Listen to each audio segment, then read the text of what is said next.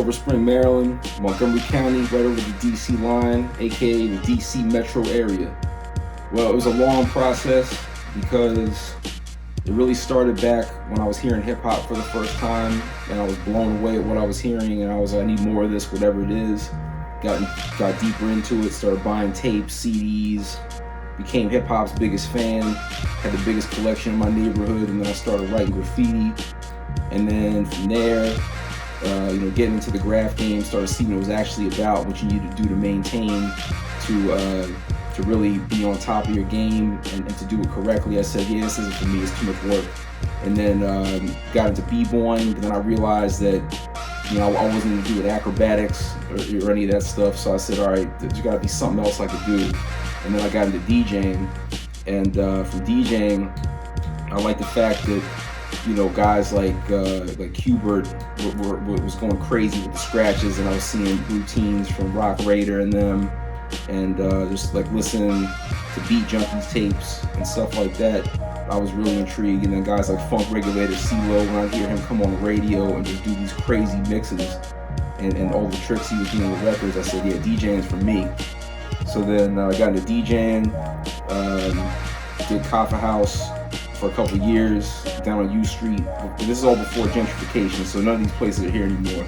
But yeah, once that was popping off, I liked the DJing. But then when that shut down and all these other clubs shut down around the area that was welcoming independent hip hop, I said, well, okay, I've done all this stuff. I went through the DJing.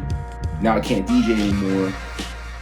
I've always had ideas for making beats. Let me try that out. So then I started messing around with making beats and sampling, and that's where I've been ever since. Just kept it moving, kept it going. Since around 2003.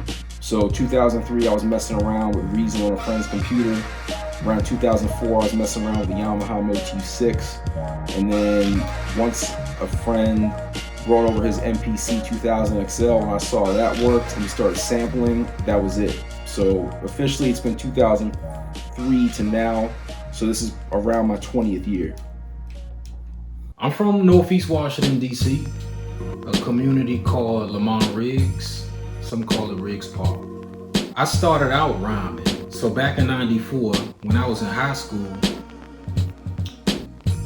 I started writing rhymes, started writing punchlines and metaphors, mostly metaphorical lines, and then building that to make verses, and then multiplying that by 3, and then that gives you a full song pretty much. All you gotta do is come up with a chorus after that.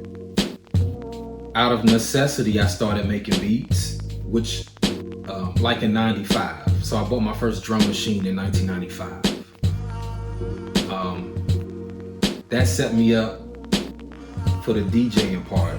'98 is when I finally got a Technique 1200, which I still have upstairs. And DJ Underdog, who went to high school with me, was into DJing. I didn't know until I graduated. He never told me he DJ'd, but when we met up at Willie's Records and Tapes in Langley Park, this was '98. I was in college. He invited me over and he showed to his crib, and so he put me on to how to set up my turntables for cutting, how to make the adjustments, and what actually was needed. 29 years? Wow. Well, I met Solograph and Boogeyman Ghost at a show, kind of like a showcase that was down at Catholic University. At Arts Walk in Brookland. A couple years back, and I started talking with those guys and realized they were serious. And I told them, I said, well, why don't you come by this beat showcase that I've been throwing since 2017. I assure you, you'll like it. Joe's Record Paradise. And I'd been there before, I just didn't know about a beat showcase that was going on every Friday night. Eventually, Solograph and Boogie came through, and once they saw what it was, he was like, yeah, I'm gonna be back. And ever since then, he's been back. So He was coming through. I was playing beats every week. One time he played a beat that caught me because, like I said, I started out as an MC, so I switched to MC mode. And I said, "Are you gonna do anything with that beat? Is it going to anything? Do you have plans for it?" And he said, "Nah." I said, "Man, I could write something to that so quick, and it won't sound rushed. It'll sound like I'm just motivated." That song became Autumn Solo, and it was around autumn time. So again, still making sense out of everything. Makes sense to me when I'm making my music. It's nothing is forced. I wrote it, recorded it, mixed and mastered it. It was ready for iTunes pretty much in 7 days. It happened again. The second time, it was a song called Increments of Time. Both songs are on this recent project we did, The Point. Except for Autumn Solo is a remix. The original one is on Bandcamp as well as iTunes. So Increments of Time, I didn't do that in 7 days. I did that in 5 days. So with our work ethic working pretty well, we agreed on doing the whole project together. He does the beats, I do the rhymes, and I'll do the cuts. Done. Me coming up with beats every week, me playing them, and then him either saying I like that or I'm gonna pass on that. And then the ones that he liked, I sent them to him, and he made tracks with them. We said we would probably do an EP, maybe 8 songs, and then it just was going really well, so we decided to make it a full album because people would possibly want to hear more than just an EP worth of music. The beats or the melody would write the songs for me. Man, it took 9 months to finish that project. Start to finish was 9 months. Now that the project is done, it's out there, and we're still pushing it. We're still promoting it through video to take the lead and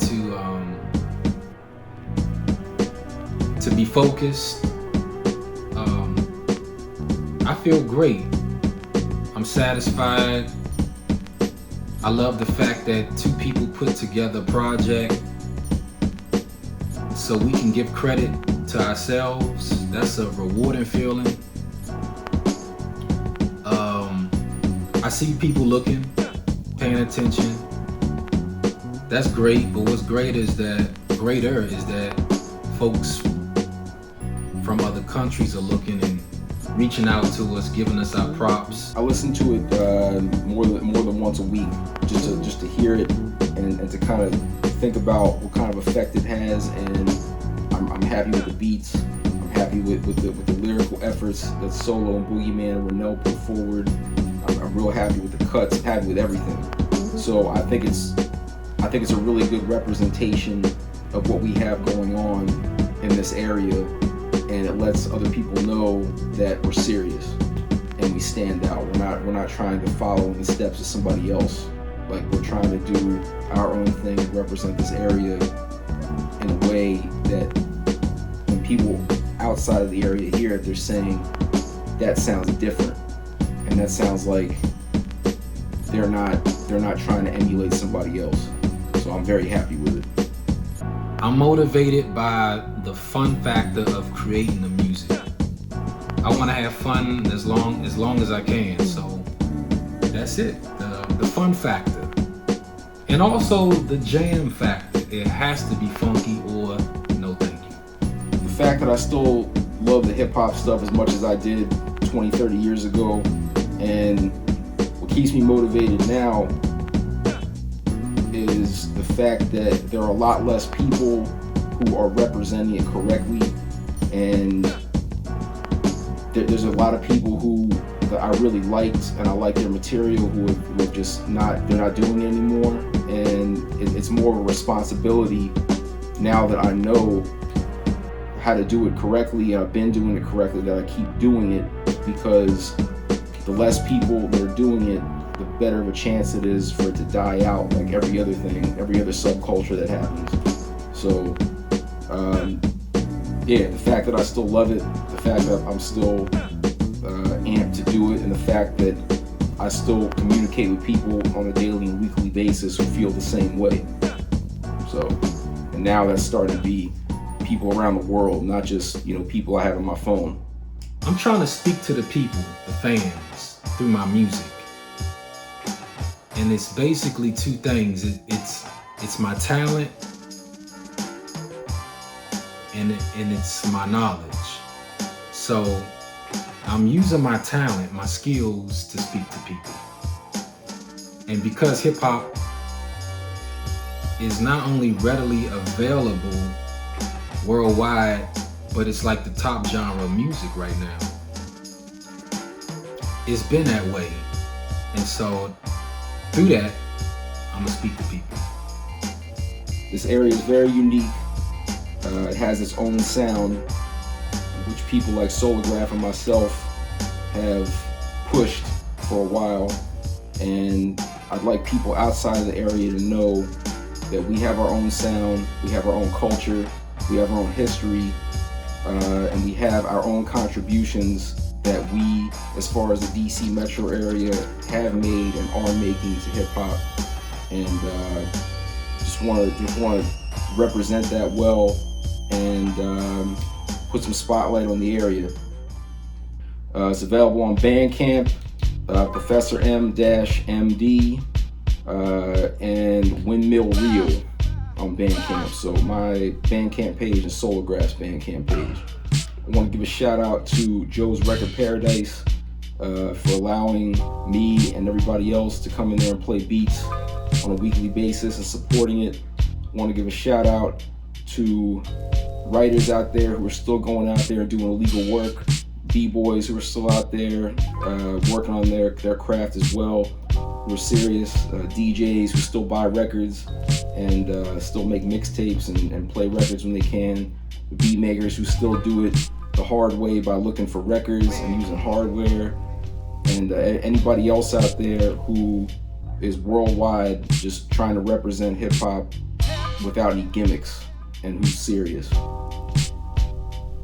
What up, Early? Shout out the whole world. That's what I usually say. But I'll at least say shout out to the folks in Europe who've been giving us our props.